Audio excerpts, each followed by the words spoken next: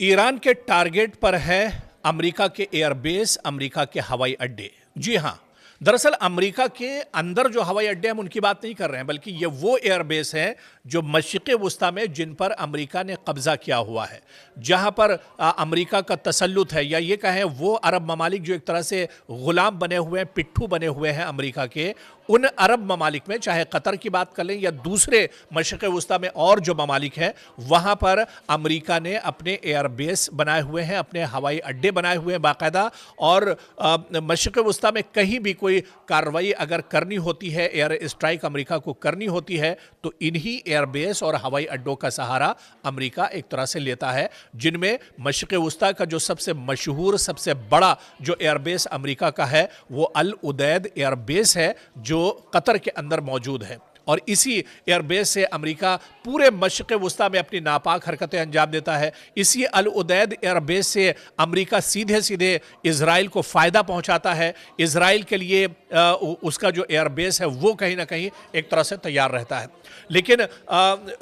Iran ने साफ साफ तौर पर यह कहा कि अगर ईरान को लेकर कोई कार्रवाई की जाती है अमेरिका की तरफ से, तो ईरान के निशाने पर अमेरिका के जितने भी मशरिक़ वुस्ता में एयरबेस हैं वो सब ईरान के निशाने पर हैं। उसकी बैलिस्टिक मिसाइल जो है वो एक तरह से टारगेट किए हुए हैं, और अगर कोई हरकत अमेरिका की तरफ से होती है तो सबसे पहले जो एयरबेस मशरिक़ वुस्ता में अमेरिका के हैं उन्हें तबाह बर्बाद कर दिया जाएगा, उन्हें नेस्तो नाबूद कर दिया जाएगा, क्योंकि वहाँ तक ये जो एयरबेस मशरिक़ वुस्ता में अमेरिका के बने हुए हैं ये सब के सब ईरान के रेंज में आते हैं, ईरान के बैलिस्टिक मिसाइल के रेंज में आते हैं, ईरान की शाहीन मिसाइल के रेंज में आते हैं, ईरान के अलकद्र जो मिसाइल है उसकी रेंज में आते हैं। तो ऐसे में एक डर और खौफ अमेरिका के अंदर था, और इसी वजह से एक खबर यह भी निकल कर आई थी जब कशीदगी बहुत ज़्यादा चल रही थी ईरान और अमेरिका के बीच में, कि अगर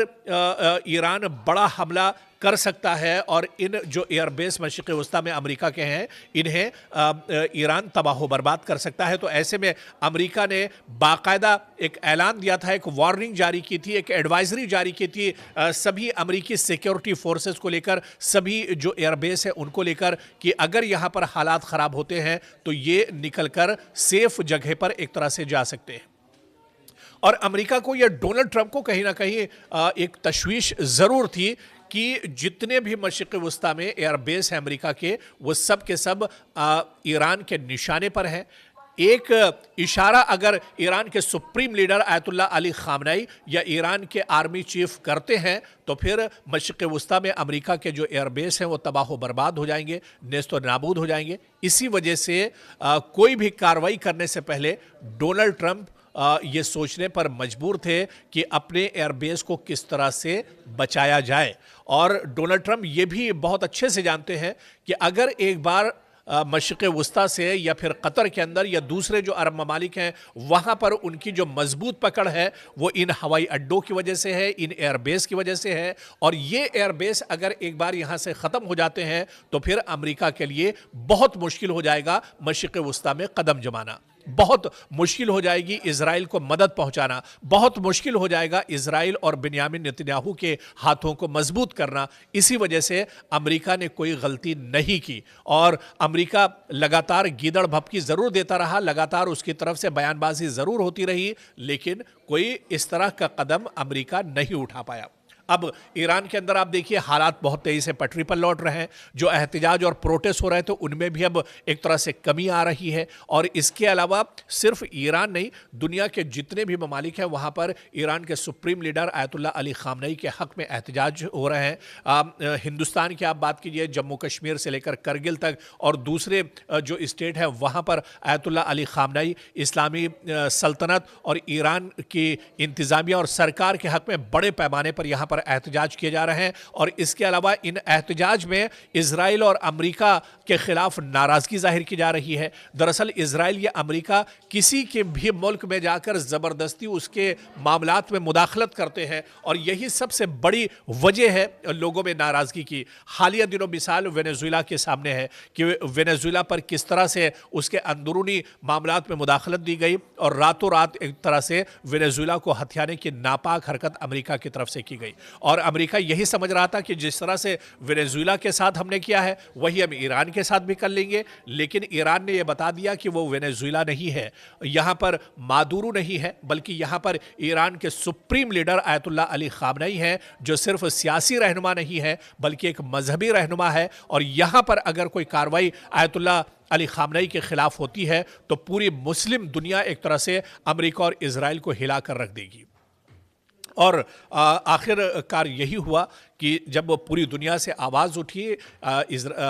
ईरान के हक़ में आवाज़ उठी, ईरान के supreme leader Ayatollah Ali Khamenei के हक़ में आवाज़ उठी, तो कहीं ना कहीं अमेरिका को सोचना पड़ा और अमेरिका ने फिर अपने कदम एक तरह से वापस ले लिए और फिर वो जुर्रत नहीं कर सका कि तेहरान पर या ईरान पर चढ़ाई कर सके। तो ऐसे में एक डर और खौफ अमेरिका के अंदर था और इसी वजह से एक खबर ये भी निकल कर आई थी जब कशीदगी बहुत ज़्यादा चल रही थी ईरान और अमेरिका के बीच में कि अगर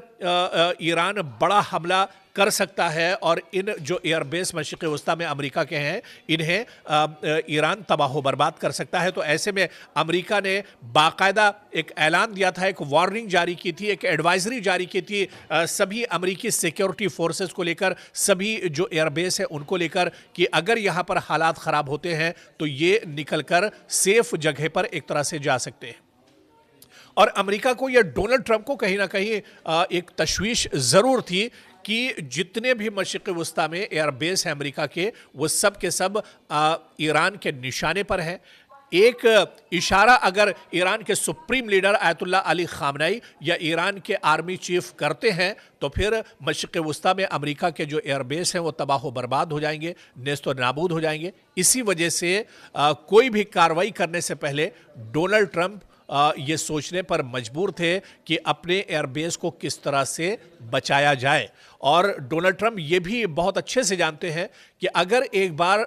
मशरिक़ वस्ता से या फिर कतर के अंदर या दूसरे जो अरब ममालिक हैं वहाँ पर उनकी जो मजबूत पकड़ है वो इन हवाई अड्डों की वजह से है, इन एयरबेस की वजह से है। और ये एयरबेस अगर एक बार यहाँ से ख़त्म हो जाते हैं तो फिर अमेरिका के लिए बहुत मुश्किल हो जाएगा मशरिक़ वस्ता में कदम जमाना, बहुत मुश्किल हो जाएगी इजराइल को मदद पहुंचाना, बहुत मुश्किल हो जाएगा इजराइल और बिन्यामिन नेतन्याहू के हाथों को मजबूत करना। इसी वजह से अमेरिका ने कोई गलती नहीं की और अमेरिका लगातार गीदड़ भपकी ज़रूर देता रहा, लगातार उसकी तरफ से बयानबाजी ज़रूर होती रही, लेकिन कोई इस तरह का कदम अमेरिका नहीं उठा पाया। अब ईरान के अंदर आप देखिए हालात बहुत तेज़ी से पटरी पर लौट रहे हैं, जो एहतजाज और प्रोटेस्ट हो रहे थे उनमें भी अब एक तरह से कमी आ रही है। और इसके अलावा सिर्फ ईरान नहीं, दुनिया के जितने भी ममालिक हैं वहाँ पर ईरान के supreme leader Ayatollah Ali Khamenei के हक़ में एहतजाज हो रहे हैं। हिंदुस्तान की आप बात कीजिए, जम्मू कश्मीर से लेकर करगिल तक और दूसरे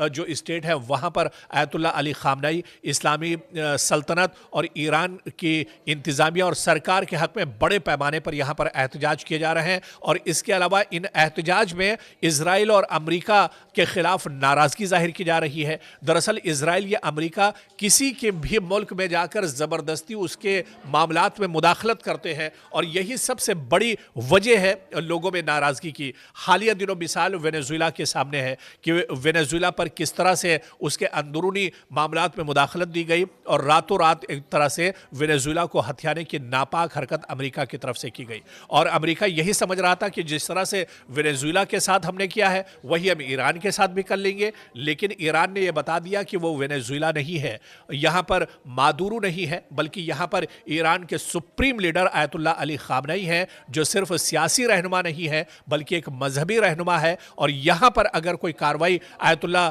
अली खामनेई के खिलाफ होती है तो पूरी मुस्लिम दुनिया एक तरह से अमेरिका और इजराइल को हिला कर रख देगी।